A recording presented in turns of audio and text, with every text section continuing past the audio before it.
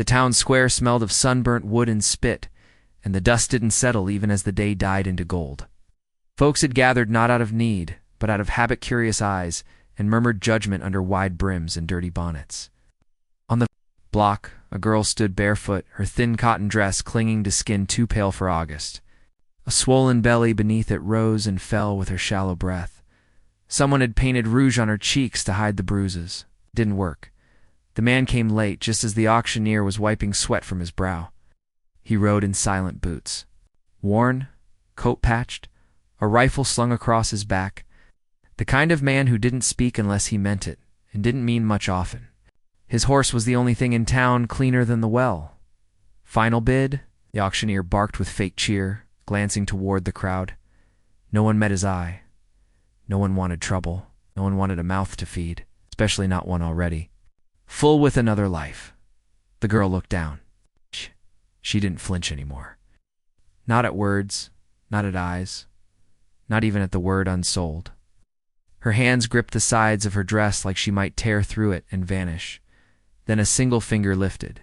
The man didn't raise his voice, just tilted his chin and said, low enough for only the auctioneer to hear, "I'll take both." A silence followed that didn't feel like peace. It felt like something forgotten and half-remembered in the wind. The gavel dropped with a thud. Whispers moved quicker than feet as he stepped down from the horse. He didn't grab her. He didn't touch her. He just held out a calloused hand. She hesitated. Not out of pride, she'd had that beaten out of her, but because no man ever offered a hand unless they meant to pull you down still. She took it.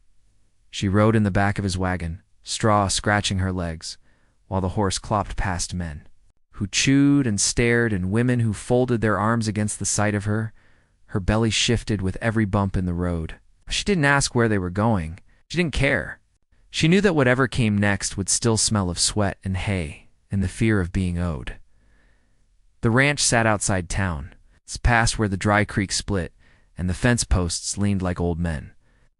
It was nothing grand, just 2 rooms, a porch, and a stove chimney that leaned north. But it was quiet, and quiet was rare. He tied up the horse and unlatched the wagon, then nodded toward the door. She climbed down, clutching her sides. Her ankles were swollen, her stomach ached, but she didn't complain. It was a rule where she came from. Complaints got you colder things than silence. Inside, the hearth glowed. Not a roaring fire, but enough to cut the wind. A coffee pot sat on the stove. The room smelled of pine, ash, and iron. A rocking chair stood by the corner, unmoving. A cradle, old and empty, gathered dust beside it.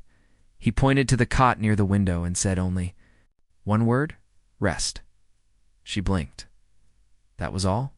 She wrapped the blanket he handed her, a threadbare thing that smelled faintly of cedar and smoke tight around her shoulders. She sat. Her hands trembled. "I can cook," she said softly, not looking at him, or clean, or her voice. Faltered, she braced for what usually came next. He was at the table eating beans from a tin plate with a spoon. He didn't look at her.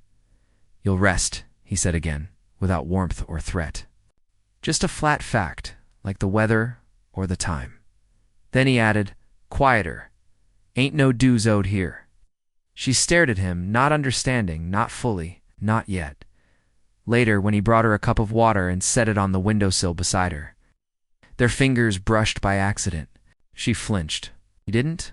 He simply turned and walked away, boots tapping hollow on the old floorboards, and took his place in the other room behind a half-shut door.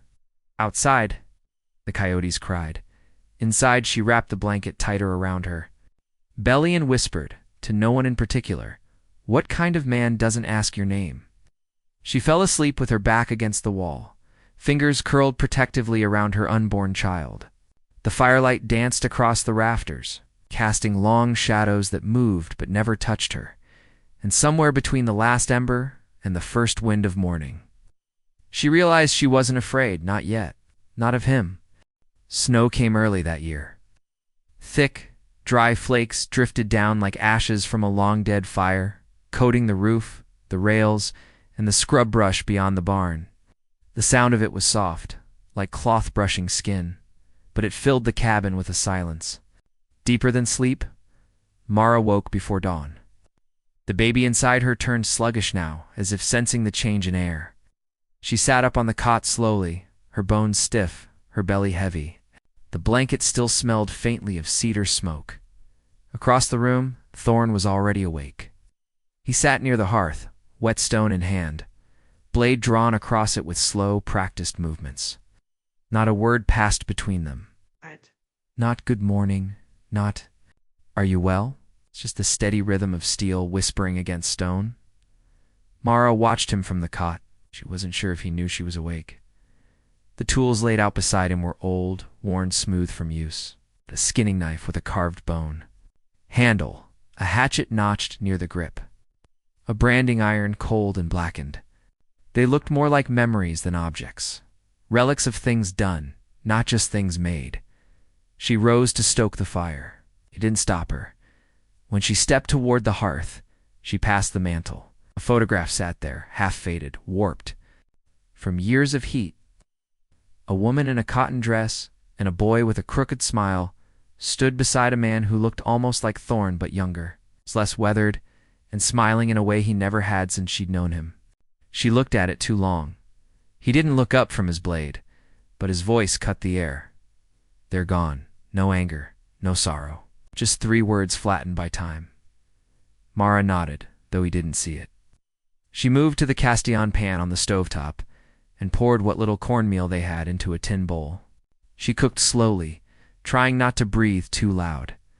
The handle of the pan slipped beneath her grip.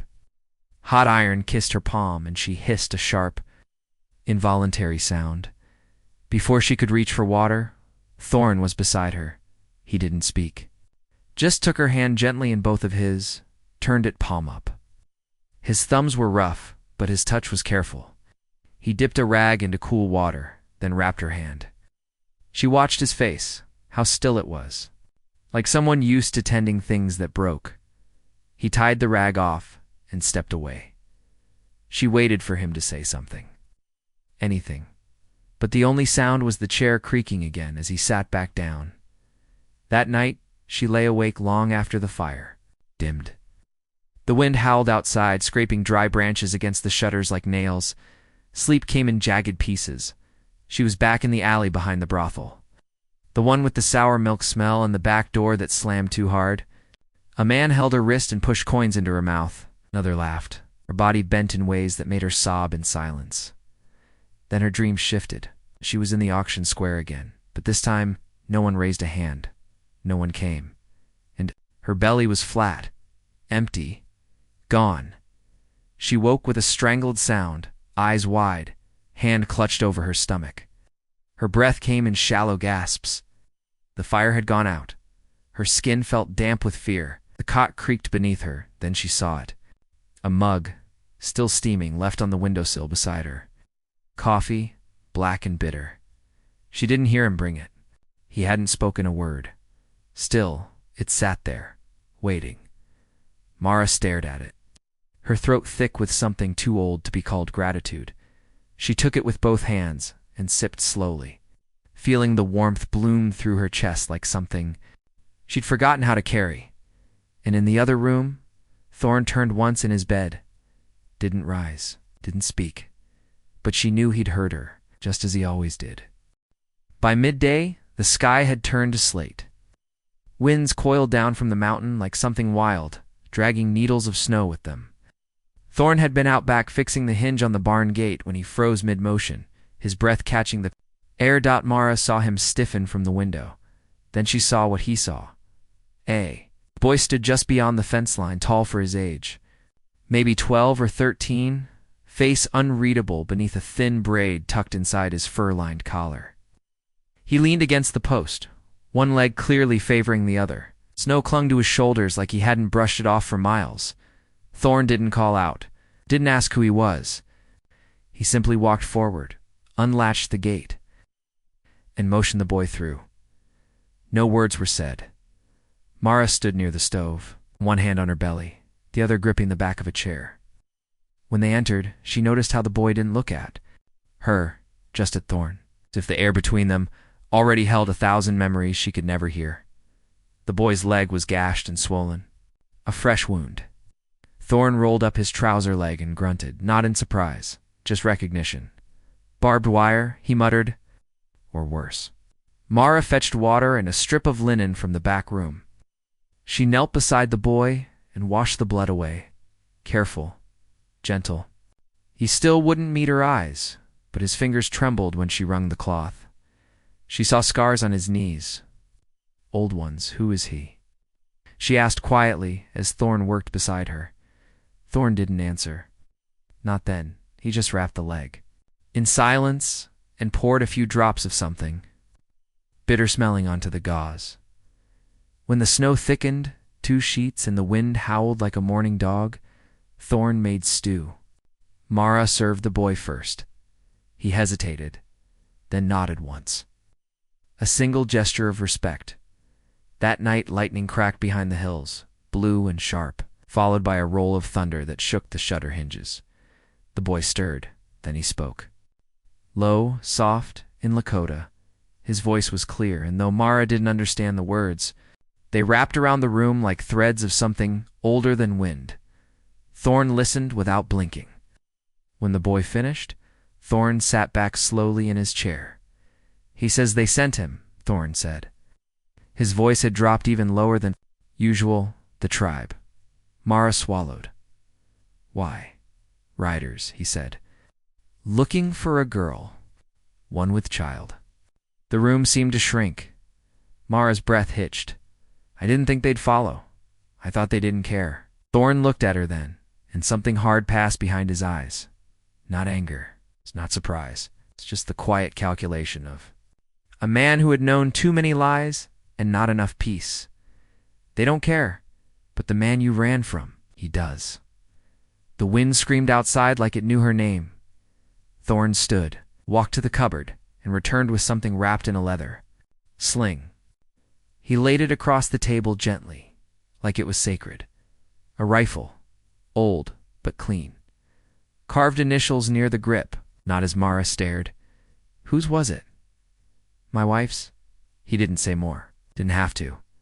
She reached out, her hand trembling slightly. As it brushed the worn stock, I've never held one, she whispered. He nodded. Right? You will tonight. He stepped behind her, guiding her fingers along the rifle's shape. How to grip, how to brace, where to place her cheek, how to breathe. The boy watched from the cot, saying nothing.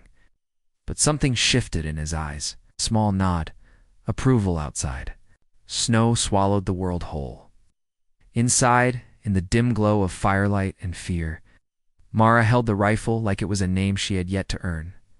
And behind her, Thorn said nothing, but stayed close. The storm didn't stop. Days passed under a sky that never brightened, and the world beyond the cabin shrank to the size of the window pane. Wind carved patterns into the glass, and the snow piled high along the fence rails. Inside, everything slowed. The Lakota boy remained silent most days, his wound healing beneath fresh bandages. He spoke with Thorn only in glances and short words, then drifted back into sleep, or stood staring at the fire like he'd lived 100 winters already. Mara took to sewing in the mornings, not out of duty, but as a way to breathe. Found a box of old clothes in the trunk near the wall. Wool trousers with worn knees, child's coat missing buttons, a torn flannel she guessed had once belonged to a woman smaller than her. She sat near the hearth, stitching what she could salvage. Humming to herself in low, broken tunes she didn't remember learning. Thorn watched her sometimes from the porch, Boothiel's planted firm, his coat pulled close. He never interrupted. Just leaned against the post, his breath fogging the air, while the wind tousled his hair like a man long forgotten by softness. Then came the morning that cracked it all open. She woke before the sun, sharp pain lancing through her belly. Warmth soaked through the quilt. She gasped, then cried out, not loud, but enough. Thorn was through the door in seconds. It's time, she said through clenched teeth. His face went pale beneath his beard, but he moved fast, steady. He threw water on the stove to boil, grabbed linens, cleared the cot. The boy sat up, startled, but Thorn told him to stay where he was. Mara doubled over, sweat beading it. Her temple as another pain hit. "I can't," she whispered. "Yes, you can," Thorn said, kneeling beside her. "You already are." The hours blurred. Her screams echoed off timber walls, swallowed by wind and wood. Ow. Thorn braced her, held her hand when she needed it, stepped away when she cursed him. Blood stained the blankets. Her body trembled. Somewhere near dawn, with wind howling against the walls and tears streaking her face, the child slipped into the world blue, tiny, breathless. Mara collapsed back, too weak to cry. Thorn didn't speak. He wrapped the child gently in the last clean flannel, pressed it to his chest beneath his shirt, skin to skin, and sat by the fire, rocking. Hours passed. The child wheezed softly, tiny ribs fluttering. Thorn never left the chair. When Mara finally opened her eyes, dusk was falling. The fire had dimmed to coals. She blinked, throat dry, chest aching. Then she saw them. Thorn asleep in the rocking chair, arms wrapped around the baby, his shirt unbuttoned, the child nestled against his bare skin, rising and falling with each breath. The chair creaked. With the slow rhythm of sleep, Mara tried to speak, but the words caught. Something swelled in her, not pain, not relief, something gentler, something unnameable. She'd seen men hold children before, briefly, possessively, like they were proving something. But Thorn held this child like a promise. No claim, no pride, just presence. Her eyes filled, and for once, she didn't wipe the tears away. She let them fall. The first sign of spring wasn't the snow melting. It was the sound of water, trickling from the hills in soft streams, slipping under the fence posts, soaking into the earth until it smelled like life again. Mara stood barefoot in the mud, just beyond the porch, her hem damp, the baby strapped against her chest in a sling made from an old feed sack. She knelt carefully, fingers digging into the thawed soil, planting tiny seeds in a crooked row. She didn't know if they'd grow. Didn't matter. It was something to do with hope. Behind her, Thorn hammered wood, quiet, focused. The nails didn't screech anymore. He sanded everything smooth. He was building something with his hands, though he hadn't said what. She knew, even before she saw it. Crib. Small. Sturdy. Lovingly plain. He didn't ask if she liked it. He just left it near the cot one morning, and she ran her hand along its edge like it might splinter beneath her skin. But it didn't. The Lakota boy had returned to his people, left with the first melt, after giving Thorn a parting nod that held the weight of a language Mara would never speak. Thorn had only said, "He won't forget," and that had been enough. Evenings were different now. Thorn would sit by the fire with a cup of coffee, and Mara would hum softly while rocking the child. They still spoke little, but silence no longer ached. It warmed the walls. One night, just after dusk, Thorn placed something on the table beside her bowl of stew, a small shawl pin, carved from pine, worn smooth with time. Ow. Mara looked at it, then at him. "It was Eliza's," he said quietly. "She always wore it when the wind blew." Mara reached for it, thumb brushing its edge. "May I?" He nodded once. She took the pin and wove it gently into the braid that fell over her shoulder. It held fast. "At supper," her voice cracked the quiet. "What was she like?" Thorn didn't flinch, strong, laughed like thunder. She hated cold biscuits and loved the smell of lilacs, never sat still. Mara smiled faintly. "I think I would have liked her." Thorn's spoon paused in midair. "She would have liked you." Nothing more was said. But something shifted then, not like a door swinging open, but like a curtain lifting to let light through. Later that night, after the baby had drifted into sleep, Mara laid him gently in the crib. It creaked once, a small living sound, and held him. She didn't go back to her cot. Instead, she crossed the room in silence, bare feet on wood. Thorn looked up from his chair unsure. She didn't speak. She just sat beside him, not to rest, not to ask, just to be. He reached for the kettle and poured her a cup. Her fingers touched only briefly. But it was enough. In the firelight, two shadows stretched long across the floor, no longer apart. Not quite joined, but close enough to start something that had no name yet. Something that felt like staying. The town hadn't changed. Same crooked signs. Same dust-slick windows. Same people who looked down from porches as if every stranger owed them something. Mara stood still at the edge of the market. Her child pressed to her chest, heartbeat fluttering. Against hers, like wings caught in a jar. She wore a shawl wrapped twice around her shoulders.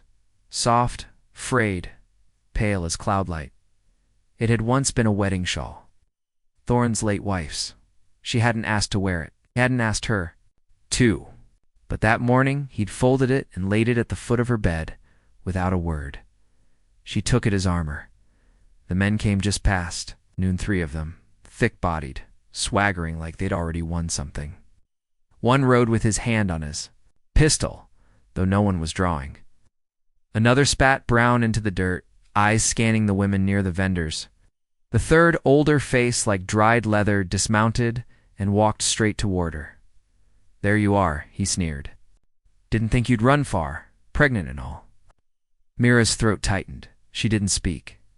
The child shifted under her shawl. Small coo, almost a whimper. The man stepped closer. That's when the crowd stirred. Boots struck wood, thought Thorn. He walked from the post office steady, slow, with that stillness about him that made men pause. In his hand, a bundle of folded papers. The sheriff stood on the boardwalk nearby, half lazy with disinterest. Thorn didn't wait for him to act. "Sheriff," he said, voice calm as creek water.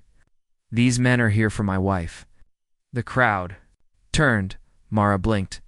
Thorn stepped between her and the riders, handed the sheriff the papers, names on the contract. "Land deed, witnessed by your own clerk." He glanced at the older man. "She's not yours to claim. Not now, not ever." The sheriff adjusted his spectacles, scanned the papers. Looked at Thorn, then Mara. His lips thinned. "She's under your roof, then?" Thorn nodded once. "She is, and the child." He didn't hesitate. "Mine now."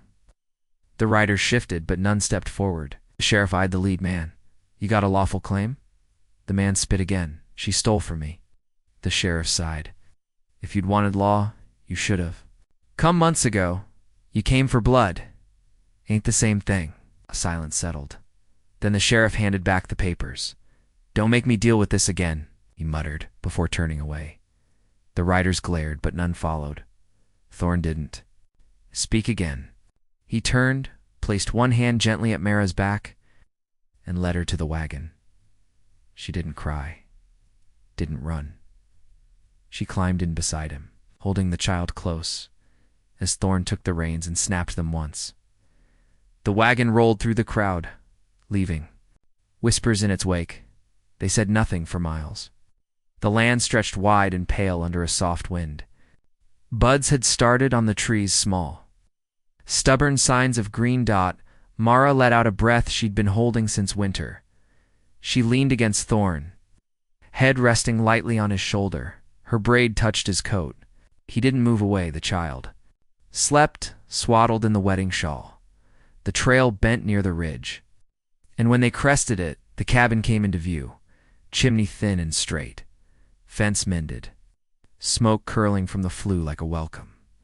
Mara looked at it, and this time, it didn't feel like a place she was hiding. It looked like a place she'd come home to. Not because someone let her, but because someone stood between her and the cold. Because someone chose her and stayed.